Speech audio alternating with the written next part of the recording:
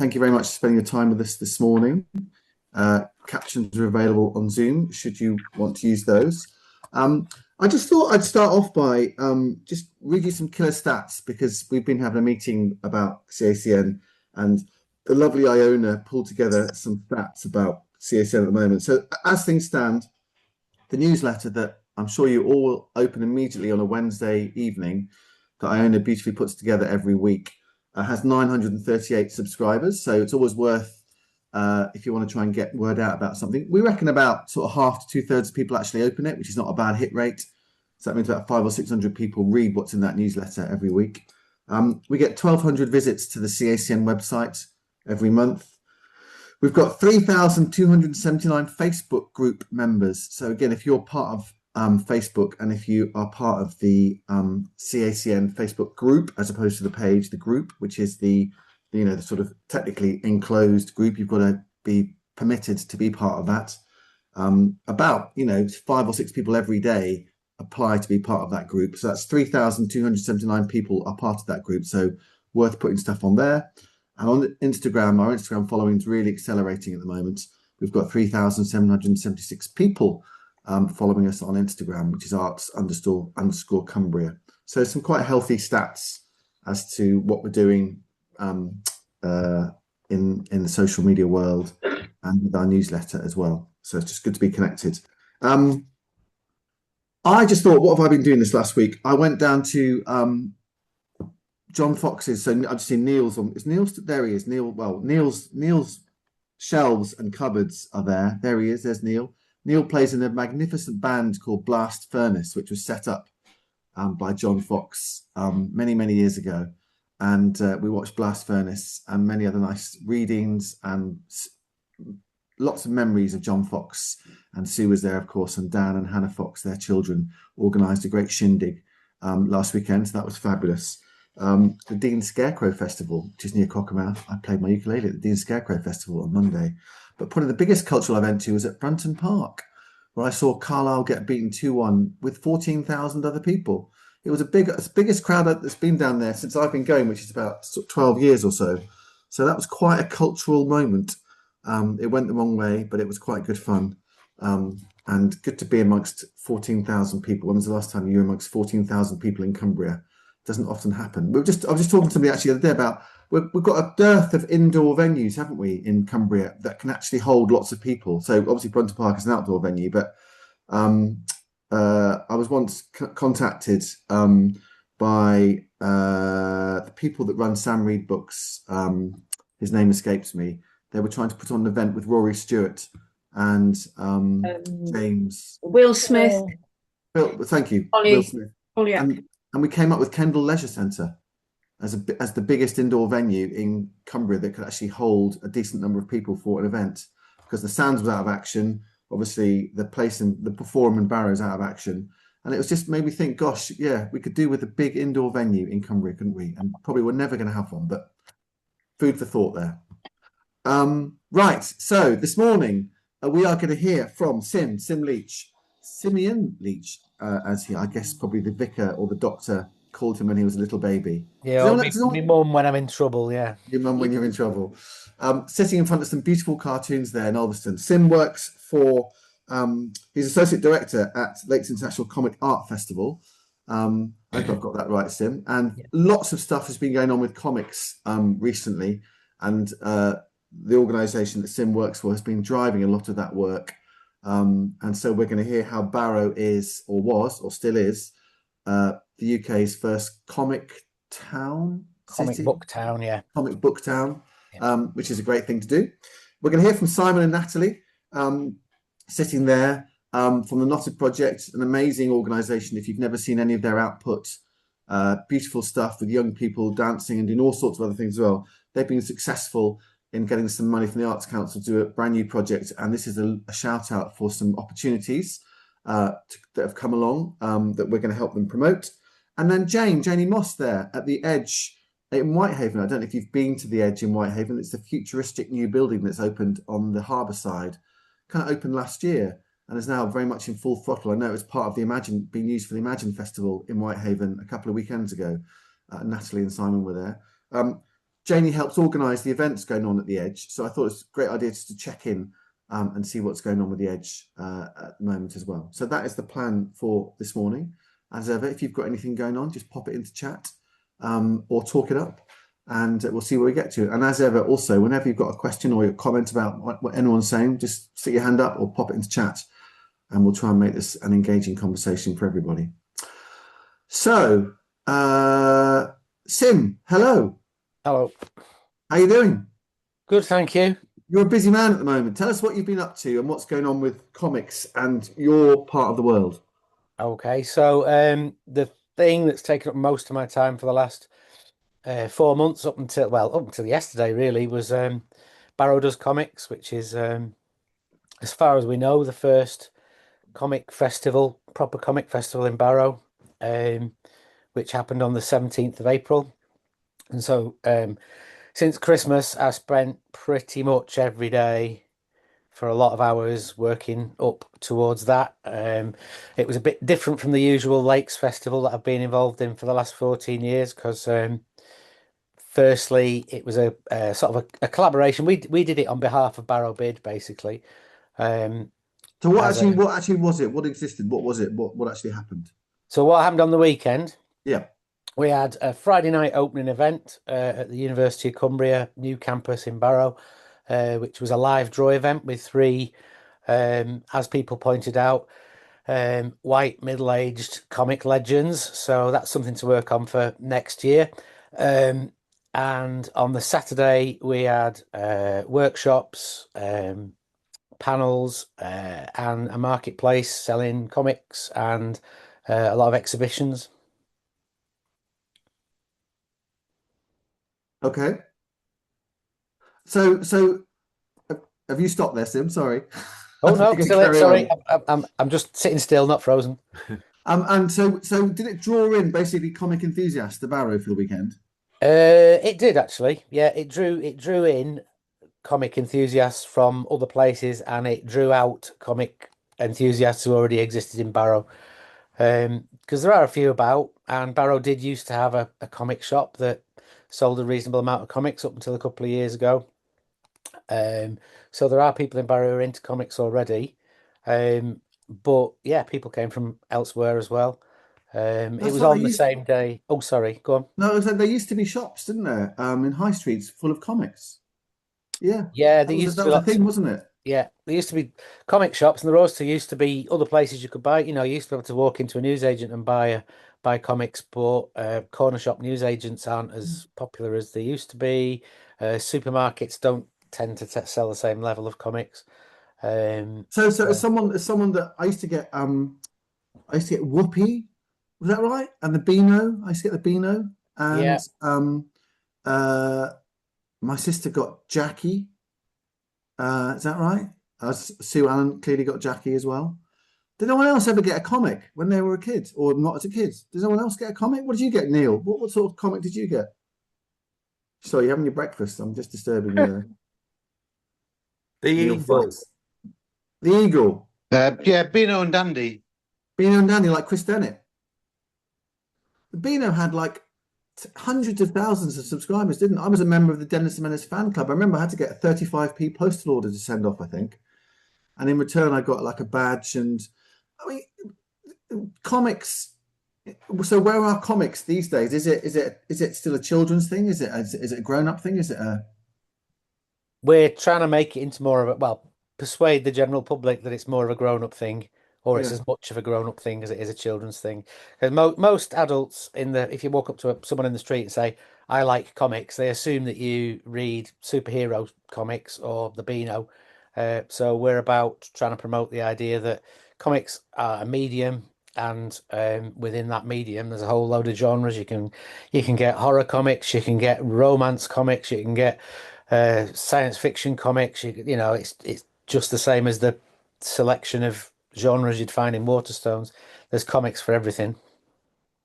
Wow. I'm sorry. I'm just getting distracted by it. I'm going to ask you more about the festival in a second, Sim. But yeah, sorry. And growing up in Ghana, you got the Beano, the Dandy. Your granddad was a priest. He was an avid comic reader. He had piles of them. Isn't that interesting? So were there comics in Ghana and that were Ghanaian, or were these?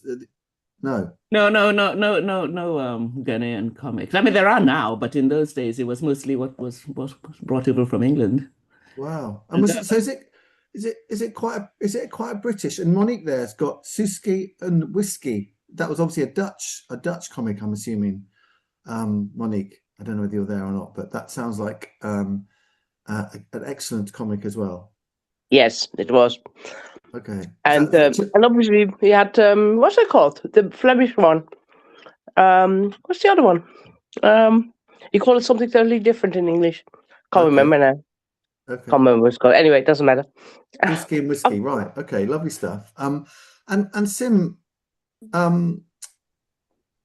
so comics kind of are they a particularly British or English language thing? Or, obviously they're not because there's Dutch as well, but on the contrary, no, we're quite a way behind other countries. If you go to France, Belgium, Holland, they're huge. Japan, obviously huge, because more adults read them.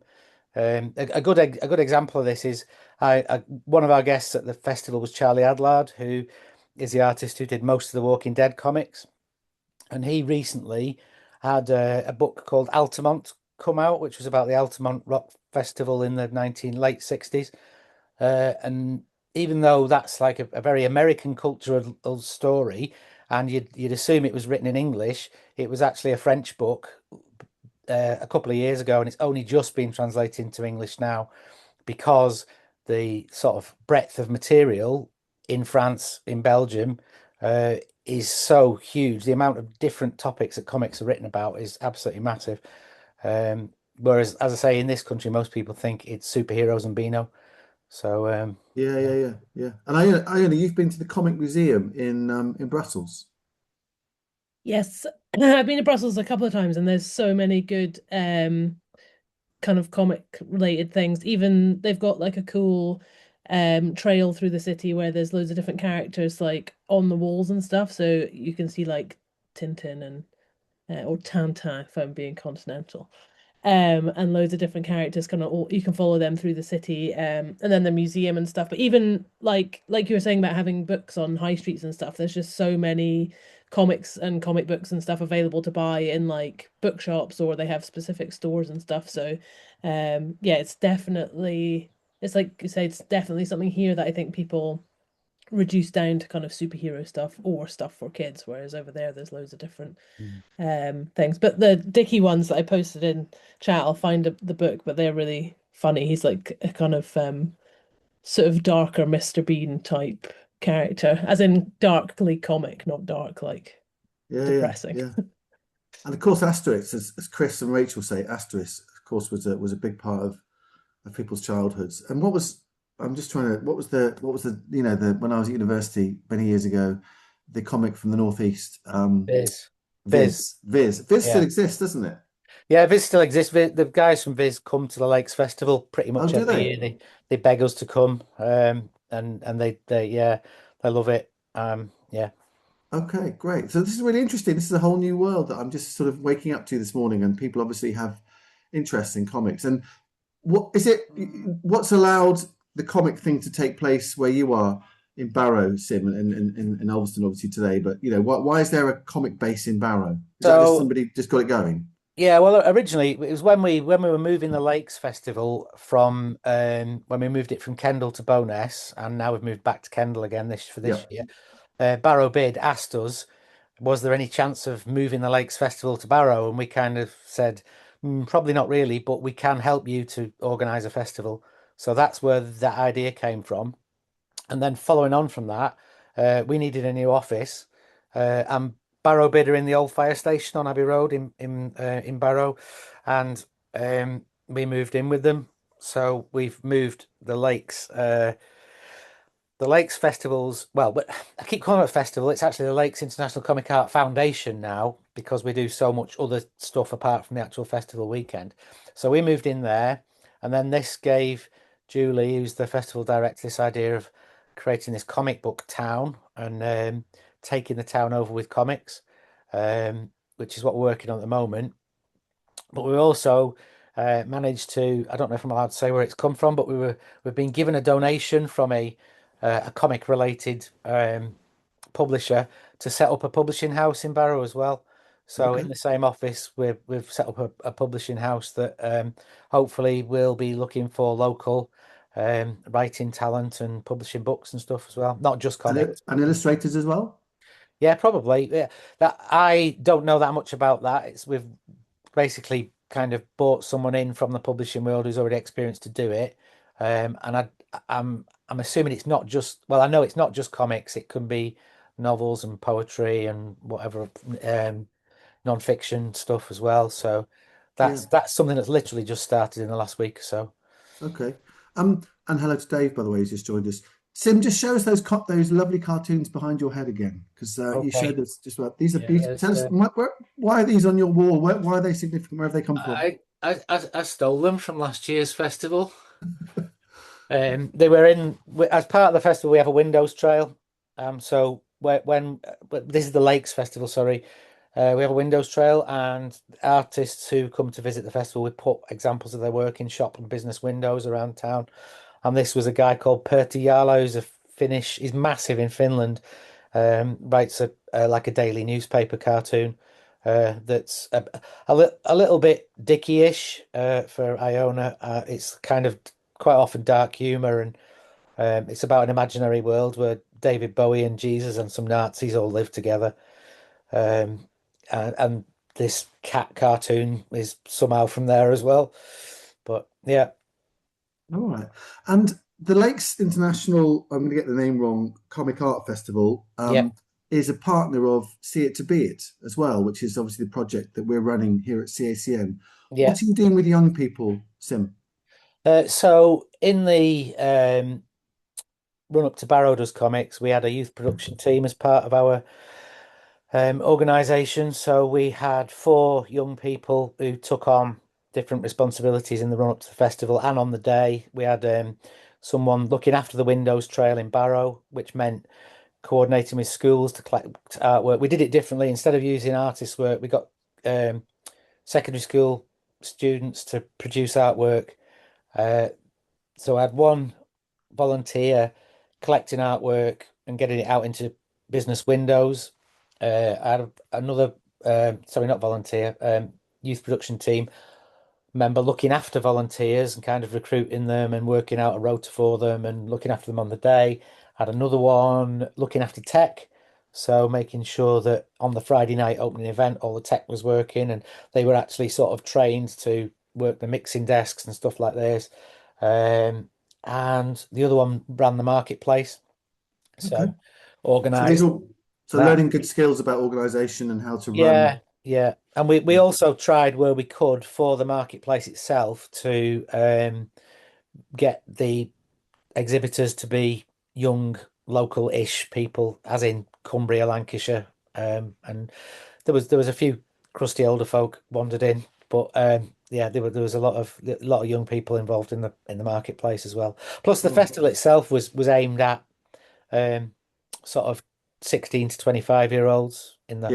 Okay. And was it successful in finding those people? I think from the stats the bid came back with from surveys, I think 26% of our audience was that age group. But one thing that I haven't mentioned yet that I should, because Lolly's on this call, is that we were on the same day as Barrowful's Festival of Colour. So the two festivals mixed together. So inevitably, families who'd come for Festival of Colour came into our festival and vice versa. Yeah, great. All right. Kate, you've got your hand up. I'm really interested in the way that comics evidently attract neurodivergent young people in particular, and I'm that is just a fact, isn't it? And I'm really interested in why you think that is. What is it that is so appealing? I don't have an answer to that question. I think the person to ask on that one would be Julie, our festival director, because basically, and she's not here now, she's off to somewhere foreign to do comic things, but basically the festival wouldn't exist if it wasn't for her son Finn, who is autistic, and he was massively into comics when he was younger, and it was his interest in comics that inspired Julie to create the festival in the first place. So yeah, I think it from some of what I understand is that I think comics are more accessible in terms of empathy for people on the spectrum. It's easier to put yourself into other people's shoes when you're reading a comic and it involves images and writing rather than trying to put those images into your own head from reading purely writing, if you see what I mean. I vaguely remember reading something about that at some point in an article, but I'm probably not the best person to ask. I'm interested to know more. It's something I've chatted to Julia about in the past, and I think Yeah, you're it's absolutely right. I mean, it's yeah. our the volunteers that come back year in, year out are definitely, very neurodiverse and a lot of them are on the spectrum, yeah. Isn't that Yeah. interesting? Isn't that Yeah. interesting? Tim, we're going to have to move on. Anything to Yeah, no talk about looking ahead? Uh, Barrow Comic Book Town, very exciting. We're currently flooding shops, businesses, community spaces with boxes of free comic books. So if there's anyone in the Barrow area who knows of any businesses, community spaces, dentist waiting rooms, whatever, who want free comics, and we're going to move that forward in September with a program in primary schools to begin with, offering primary schools free workshops and free comics and free CPD to help teachers to use comics in the classroom when they're teaching. Yeah. Great. All systems go. Well, congratulations on the event of a couple of weeks ago, and sounds like lots going on. Really interesting to talk about comics. Haven't done that for a while. Thank you ever so much, Tim. All No right. worries, thank you. Good to see you. Let's move up Cumbria, I suspect. I don't know where you are, Simon and Ashley. Where are you based? We're in Kendal. You're in Kendal. I was going to say Kendal. So just up the road from Ulverston. And they, of course, run the Not It Project and have got some great opportunities coming up. So just remind us about the Not It Project, what it is, and what's coming up for both of you. Sure. So nice to see you all. Yeah, the Not It Project is a theatre company based out of Kendal, but working all over the place, to be honest. We've done some international work, but we've got a really strong Cumbrian presence, and all our work is working with young people. So we say we work with and for young people. And that's a mixture of kind of more typical theatre productions and shows that you would see at a venue, but it's also a lot of co-creation work and giving power to young people to say their bit about the world and their unique set of circumstances, whoever they are and wherever they are, and do it through theatre and creativity. So we get up to all sorts, and yeah, we stay nice and busy, kind of doing lots of iterations of that work, and we love it. Great. Okay. And you have got a new piece of work coming up, and you're looking for some people to help you, aren't you? Yes, absolutely. So our new project is called Adapt. And yeah, it's we've got two really exciting opportunities that are coming out of that project. So it's funded through Arts Council England with lots of amazing partners, including See It to Be It, who are supporting our first call out, which is for 3 early career artists. So we're looking for performers and facilitators who are 18 to 30 years old. And it's a paid opportunity for them to come and work over the summer with us with a group of young people up in Copeland, West Cumbria. And they'll be creating a brand new show, which will then tour down to Barrow. But I'll let Simon talk a little bit more about the whole project as a whole, because it's a very, very big project and there's lots going on. Yeah, so it's spanning over the next year. So we're kind of wrapping it up in around May 27, and we're just at the point now where we're kind of pressing activation on all the things that we kind of dreamt up and put to Arts Council. So it's quite exciting. The project is called Adapt, and it's all about giving young people the opportunity to tell their story. So this summer we're going to embark upon a co-creation process in Frizzington, and it's going to be a 45-minute production is our mission. And with that group of young people aged 11 to 17, they're going to create a production from scratch that tells their story of being young people growing up in Frizzington and around Frizzington and on the west coast of Cumbria. All the kind of all the bits that they know, and their kind of lived experiences of growing up in that small town off the coast there. But Why there? Why there, Simon?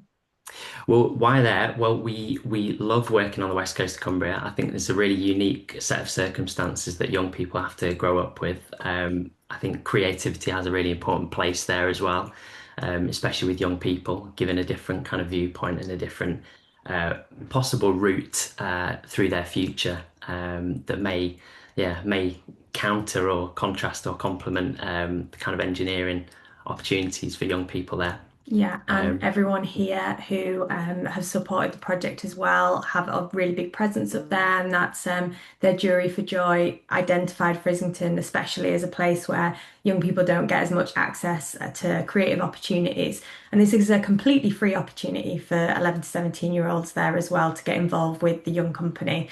So that's our first call out, is young people 11 to 17. It's a completely free opportunity to come and work with us for around 3 weeks in July and August this summer. Come and get involved, bring their creativity. If they've done millions of performances and got loads of experience, that's brilliant. If they've never done anything like this before but just want to have a go, that's also excellent. So we're encouraging everyone to come and get involved with it. We're going to build this young company. They're going to work alongside the early career artists that we employ, and then they're going to create this brand new show, which we don't know what it's going to look like. That's the most exciting thing about it with co-creation. It's going to be built by them. And then that is going to get performed at Rosehill Theatre on the 15th of August. So we're very excited for that. And then the second part of the process is that it moves down to Barrow in autumn. We're going to have a brand new group of young people from Barrow that take part. They're going to take the kind of skeleton of the show and adapt it and add in their stories and their unique perspectives to create something brand new. So we'll have kind of the structure of the show that's get molded and adapted to create something extremely new and exciting from young people who are based in Barrow. And we've kind of picked these two places that are quite far apart geographically, but also the young people that are going to be taking part will also have very different experiences. So hopefully the show will, be a really different and diverse perspective from what those young people want to say and what they've grown up in and what they want for the future as well. Yeah, so the mission on this project, it's an R&D, so it's a bit of an experiment in its format, but something that we love about co-creation is the kind of quality of the work that comes out of it. And what we know about co-creation work is that the longer and kind of deeper the engagement, generally the kind of higher quality outcomes we manage to achieve, but more in terms of the kind of the quality of someone's experience when they're making theatre and that sense of connectedness and belonging and trust that comes in a group of young people together working in that kind of way. So when you start working that kind of way, Simon, with young people, do they sort of fold their arms and expect to be told what to do, and you have to sort of bring them round to, no, this is a different way of working. We're going to work with you, not sort of to you. Sometimes, yeah, I think it's quite typical that an adult walking into a space with a skill set automatically becomes the boss. And there's that kind of authority, kind of hierarchy and tier that we love to try and topple. So the way that we work with co-creation is that we enter that space on an equal plane with young people, and the idea is that everyone is a specialist in their own life and they all bring something to the table. And when we work together, it's about an exchange of skills and stories and ways of working, and through that we can normally say something really amazing. And I think this work will be a really interesting kind of kick-off point for some interesting conversations, hopefully where young people can say their bit and be heard in a different way through performance. So it's quite exciting. And it's about bringing those skills to those young people as well. So we're working with musician, filmmaker, we're obviously theatre directors. There'll be the 3 early career artists who we don't know who they are yet, but they're going to be bringing their diverse skills to the table as well. So it's about upskilling and showing young people there's all these amazing creative careers. There's all this, even if you don't necessarily want to become a performer in the future, the things that you learn from opportunities like this and the skills that you gain and how enriching it can be is so important. So it's about bringing like the highest quality possible, and our mission really with all our young people's work is that it is the highest standard and it is incredible, creative, amazing things. And it's not about, oh, how brilliant that those young people gave it a go. It's that, no, this is should be on a platform with the top theatre companies because, you know, they're making incredible work and it deserves the best platform. So that's our mission. So I've just And put do you? a link. Sorry, Tom. I've just put a link in the chat, which is a direct link to the early career artist opportunities, and I think that one in particular is something that we'd love some support with getting the word out for. So we've got 3 paid opportunities for young artists that live in and around Cumbria that want to work in this area in the future to join us and create that kind of core cast, that professional cast with the young people this summer. And then they will be the ones that tour it to Barrow in the autumn as well. So that's a paid opportunity for people with performance skills, facilitation skills, and the application process for that is quite streamlined. They have until I think it's the 13th of June or the 15th of June. 13th of June. 13th. And that is that's just a couple of pages of writing where someone can just chat through their skill set, why the opportunity is interesting to them, and what excites them. And I'm also very happy to have a chat with anyone that would like to. So my number's readily available out on the website. And if anyone wants just a casual chat about the opportunity and whether it's right for them, I'm very happy to have a chat through it before someone applies. Okay, so if we can all help spread the word and that link, that would be beneficial to you. Do you ever follow up? Like a year, 2 years, 5 years after one of these great projects that you have done, do you ever, wonder what happens to people or whether they've benefited from the skills they've picked up by doing something with the Knotted Project? Do you try and track that at all? Yeah, definitely. I think it's hard to do an exact track and to kind of keep a full on kind of log of everyone that we connect with. But there's been some lovely situations where we did a big project with the Lowry in Salford, and that was a year-long co-creation process with a group of young carers. And a couple of years later, we were interviewed for a job working with the Lowry again, and on the panel was one of the young people that we worked with for that piece of work, and we got it. But what was shared in that exchange was that it had been a really impactful experience for her, and she'd continued to be creative off the back of that. So yeah, some lovely stories that come from it. We've had like a number of our early career artist processes. We've kind of through Forge Festival, which has been our annual festival we ran for the last 4 years, and Adapt is kind of a new extension of that work really, but in a kind of taking a new way of working. But yeah, we've had lots of early career artists that have come through that program and have gone on to do amazing things and have amazing future careers, which is really exciting to see. And some of those young people we used to teach in youth theatre a long time ago, which makes us feel really, really old. But they're now performing our shows, so we pay them to tour around the country with us in our productions. So it's nice. That's always the ambition, I think, is that there's that kind of pipeline and that longer term view of a relationship with young people.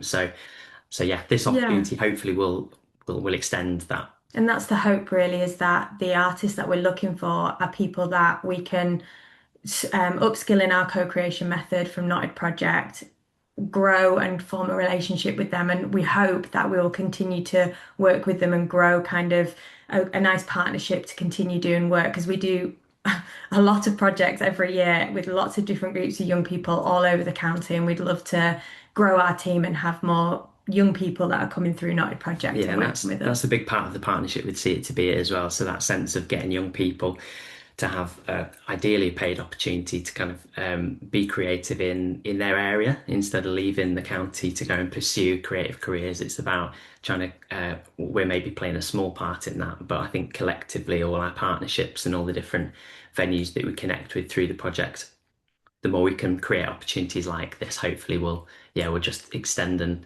retain the talent pool, I think is the mission. Yeah, great. Okay. All right. Well, good luck with all of that. I'm just going to ask you one more question, sort of slightly moving away from Adapt, and that is, do you also help run the advisory group that is advising See It To Be It, which has been meeting regularly since the project got off the ground about 9 months, about a year ago. So just remind people what it is that's all about and how that's going. Yeah, sure. So See It To Be It, as I'm sure you're all aware, is a big kind of 3-year program of work aimed at improving the kind of creative opportunities for young people in the county. But a big thing that the See It to Be It team were really keen about is that it had influence from young people. So rather than a bunch of adults making those choices, the whole idea of the advisory group is to make sure that there are a group of young people who are steering the choices that get made, impacting the themes of discussions, playing a really active role in the direction of travel for that work. So we meet every month and we approach the group.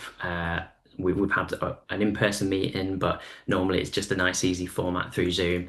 And we've got a kind of real-world challenge linked to the See It to Be It programme that we try and unpick and tackle. So whether that's looking at the social media presence of the work and the partnership, or whether that is the theme of the big meet, for instance. And yeah, the mission is that young people in that group, and they're a really interesting mix, poets, dancers, writers, illustrators, but they all share their skill set to try and make a difference and make sure that the work has a real sense of direction. Okay, and we've got I know that Hannah Robinson illustrates those meetings in a wonderful way, and this is the illustration from I think last week's meeting, which we'll just leave on the screen for people just to have a quick look up. So Kate, I think this was your idea originally to get someone involved to do this. What's the thinking behind this illustration and what this model does? Just come off mute and tell us.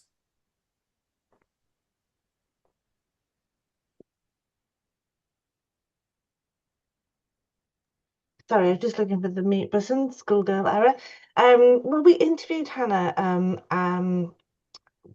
back in October, actually, and we were so struck by her that we asked her if she would be the sort of resident young illustrator for the See It to Be It project. And so she has been live illustrating each of the advisory group meetings as we've gone along. And this one was on Tuesday night this week when they were evaluating how the advisory group was going along, how it was working, was it working, what needs to change, because we are really keen that we use evaluation to make sure that we're spending the money wisely for the See It to Be It programme. So this is just a sort of illustration of the things that they talked about, what's working really well for the advisory group, what's not working for the advisory group, what can we do differently, and so on and so forth. But it's just a really imaginative way for us to look back and remember things rather than having to scroll through pages and pages of notes. That's the idea.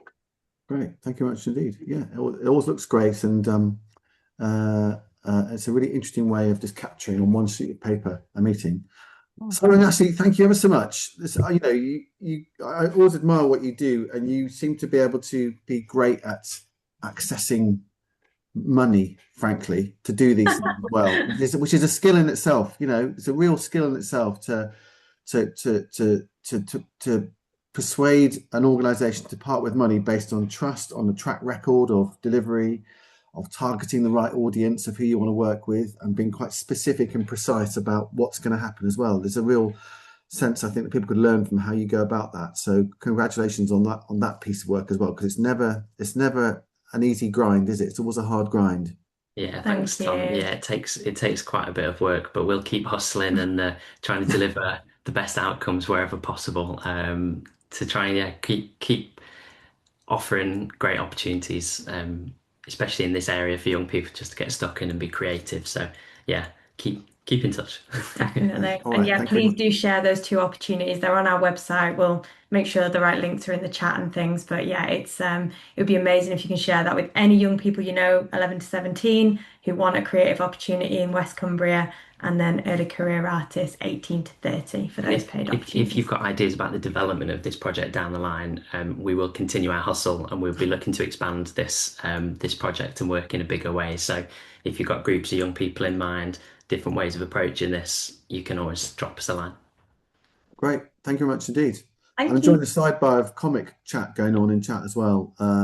Sim says there will be a Dick Eves Dagson exhibition. Dick Eves Dagson clearly is somebody that I've never heard of, but is presumably a comic genius of some repute from somewhere. And he's off to Haarlem in Holland to go and see it, a version of it. And Iona clearly is a follower of Dick Eves Dagson. Have I pronounced that anything like correctly? Yeah, so Dickie's a kind of Flemish even though it's mostly silent comic. Dagson's an Icelandic guy who it's really, really dark humor, all done with stick people. So it's two lots of dark humor multiplied together into a really dark humored exhibition. So it should be quite entertaining. And the premiere in it in Holland in a couple of weeks, but it's been adapted for Kendall. Very good. Allegedly. Very good. All right. So let's cross now to Whitehaven, sunny Whitehaven, and we're going to hear from Janie Moss, who works at The Edge, and I think we're going to pull up a photograph of The Edge just to remind you of what a striking building The Edge actually is. So Janie, welcome to the call. Very nice to have you with us. If you'd like to come off mute and tell us a little bit about, first of all, just tell us a bit about The Edge and what it is and where it's come from, and then what's going on there at the moment and how things are going. Yeah, absolute pleasure. Thank you for inviting me, Tom. I know Deanne told me that she did come on with Lauren, who's my predecessor. She actually didn't carry out any of the community role. She left before the community came into the building. So I've basically picked up the role from scratch, really. She did make some tentative inquiries, let people know, but no one actually came into the building. So what is The Edge, Janie? Pardon? What is The Edge? Remind us what it is.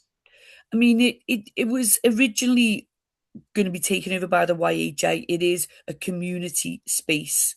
Obviously, the funding was provided by the 6 Sellafield, with the view of giving something back to the community to make it somewhere that the community can feel like it's their own.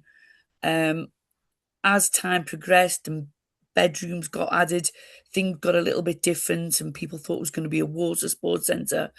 It has got changing room facilities and so on, so people can go out on the water. The first people to use it were cold water dippers. I welcomed them into the changing rooms in January. They've been actually getting changed in the cold, so they actually go in 3 times a week and they get changed in the community changing rooms. It's got heated floors, showers, and then they come and use the cafe. So they're sort of a prime example of the people that we want, who are sort of making it their own, and it is a hub where people can meet and and feel like that it is a community space. Okay, so what's your role in it, and what have you been doing while you've been there? Yeah, so my role is called Community Activities Organiser, and I'm employed by Whitehaven Harbour Commission, who were gifted the building very kindly.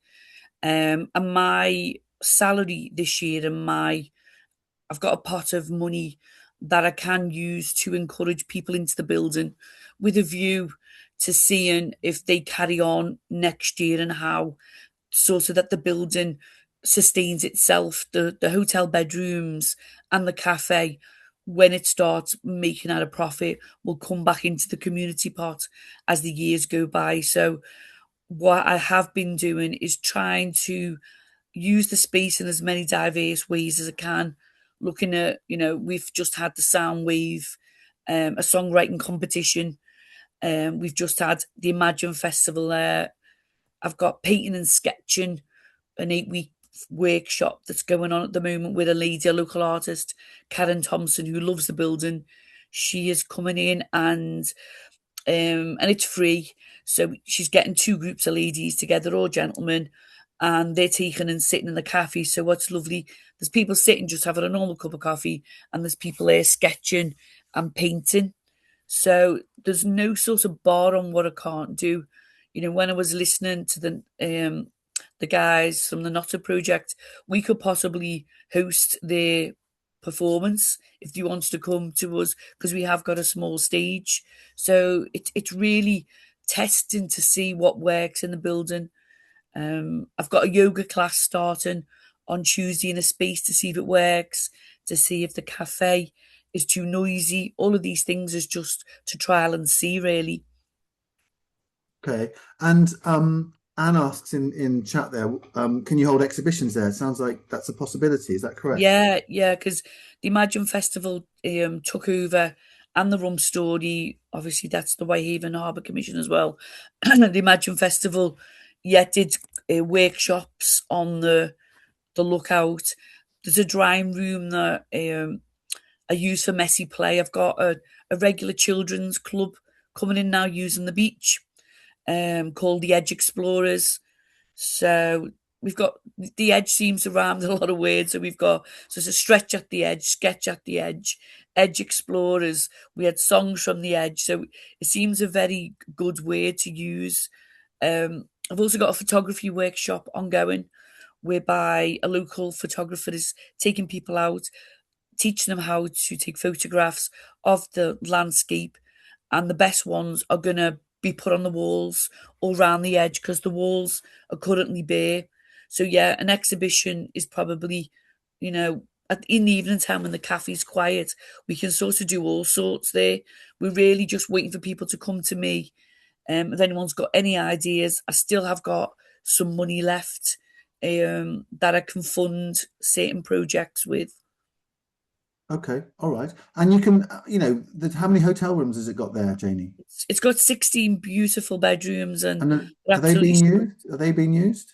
Yeah, I mean, not so much at weekends, but that is still, what you want to see is see how the summer goes. Yeah. I am going to start probably marking the hotels. I'm thinking of doing sort of overnight well-being or weekends in the winter and January, like a rest and revive. So we just really want to see what the occupancy is, because Osprey run that for now. YHA let us down at the last minute, apparently. They were supposed to run all of this. So Deanne at the last minute had to bring an Osprey. So they're a management company right now. They run the cafe for us. Okay. So the future is could devolve into something else if Osprey think it's not for them or the profit's not enough. It's one of those situations. Yeah. And how's it gone down with the population of Whitehaven and the surrounding area? Have people embraced it? Have people intrigued? Are they saying it's a kind of waste of money and it's too futuristic looking, or how's it? What's the feeling? Yeah, I think I was asked that question in my interview. How are you going to deal with the negativity? Has there been negativity? There was on Facebook, saying it was a monstrosity, and then some people underneath were going, the ones that really love it, like the people, the cold water dippers are massive advocates. So when anything's on Facebook, they're underneath and going, you need to get yourself in there, how friendly it is, the welcome we get, how inclusive it is. Because any courses or anything I've got going on, I've got a community now that I can put things out to. It is actually up for 2 awards for the hospitality and the design of the building. A national wide. We showed people around last week. I think if it wins an award, it sort of might stop some of the negativity. But the way I sort of personally see it is, I'm from Liverpool, and they put a black shiny building in the middle of the pier head. And at first I was like, well, what have they done? But now you've got to embrace old and new. So now when I take photographs, I was on the waterfront myself and I took a video, and you've got to have old and new together. It's just the way it's going to be, isn't it? So that's the way I put it to people. We've got to move on, really. Sure. And we've obviously got a fan in Anne saying, I love it, no negativity from me. It's certainly very striking. I went up to it just before it opened, actually. I guess I don't know, compare it to the Sydney Opera House. When the Sydney Opera House was built back in the 70s, late 70s, early 80s, that was probably had its split opinion as far as modernity in that beautiful harbour is concerned. But these things take time to bed in sometimes, don't they? And I think if I was a sort of council taxpayer in Whitehaven, I guess I would just want to see it being used, and it being used for great stuff. And then if it brings stuff to Whitehaven that wouldn't have otherwise got there, then you can see why it would be a good thing for Whitehaven. But it's got to be used. Yeah, I've had a guy who loves Whitehaven. He's not from Whitehaven. We funded a few sailing courses, so we're trying to, obviously we live on the water. We're trying to get the locals on the water because and for safety. So we funded a couple of basic navigation courses over the weekend, 2 of them. So we're hoping in the future, the Edge could be labelled for that. That's a vision that I've got. If it's got a purpose, that if it is a training centre, if that's where you go. He's a guy called Clan, and I know Josh McAllister is very keen on helping him. So watch this space for that, because that would be putting Whitehaven. It'd be a reason for people to come down from Keswick, because that's what it is, really, isn't it? Cumbria Tourism have been massive advocates. I've got another girl who does my social media, and Cumbria Tourism work really closely with us. We've been a test case for them, because they know how passionate we are about getting people, especially on the Cumbria coastal route, because that's massive now. They're trying to get people on the map. And we met people who've actually put Whitehaven at the start and the end of walks that they're selling to Europe. So we're learning a lot that people are trying to put us on the map because of the Edge. So, and we work a lot with the Outdoor Partnership too. They're massive fans that are trying to get the outside in, really. Okay. Well, if this community, if this network can help you promote and provoke ideas, then would anyone come to me, or you can think of anyone, or sure. I'm sort of taking off groups of. I've sort of got probably left with my focus is well-being at the moment on these overnighters. I'm also going to start as a franchise called a Menopause Cafe, which again in the winter months with the cafe. So anything that we can keep the cafe with the revenue coming through is a driver to keep the community side open. So year 2, I'll be the same as everybody, looking for funding and to see what we need. So I had my meeting with my boss yesterday, and I'm like, we'll look at it in the summer when we see who can actually afford to use it here. All right, Jenny, thank you. And as Dave says, everyone in Gateshead hated the Angel of the North initially. And what a beautiful thing. What a beautiful thing the Angel of the North absolutely is. I love the way it's sort of weathered as well, and evolved and changed with the weather. Good luck with that, Janie. Really nice to have you on the call this morning. Thank you, everybody. It's been lovely to meet you all. Okay, all right. So we're almost there. Next week, we're going to hear from Al Critchlow, that amazing artist in Bowness on Solway. She's got a new exhibition starting in Carlisle, I think, in the summer. So she's been painting furiously in that beautiful studio of hers in the back. If you follow her on Instagram, she's been putting up beautiful photographs of a cherry tree which has been blossoming beautifully in her back garden. I really recommend you follow her and see her pictures. We're also going to hear from Lisa Blackwell from the Cumbria Community Foundation, who runs the Cultural Fund, who also is going to come to talk a bit more about that and how that can be accessed by people. And also Project X, which is something that CACN is involved in at Brewery Arts in Kendal next week. It's a program put together for 12 young people to learn about the arts, and they've been going to be set a task for the week, and we're going to dip in and out. Well, as other people are going to help out there as well on this call. So we'll hear about what's going on there, and perhaps hear from one or two of the young people on the Friday morning as well. They're going to do a big presentation on the Friday afternoon, so it's good preparation for that for them. Thank you so much to Sim, to Simon and Natalie, of course, and to Janie for this morning. It's been really good to hear your thoughts, and I'm now going to think about comics probably for the rest of the day. Got lots to learn about comics. And Ursula, is that your mole that you mentioned in? Yes, yes, he is, and he was actually a really important guy, because he was, the Czech Republic was in the Eastern Bloc, and he made it into the West. So he got under the Iron Curtain and into yes, the West. he was then later co-produced in West Germany. So he, fantastic, as a result of the sort of, what is it called, like Ostpolitik, you know what I mean, like And he's still with you. He's still with you. He's a peace ambassador. Yeah. Fantastic, lovely, great. Oh, how great you've still got that. That's fantastic. Yeah. All right, everybody. Nice to see you all. Have a great weekend. Enjoy yourselves. Behave yourselves, and see you next time.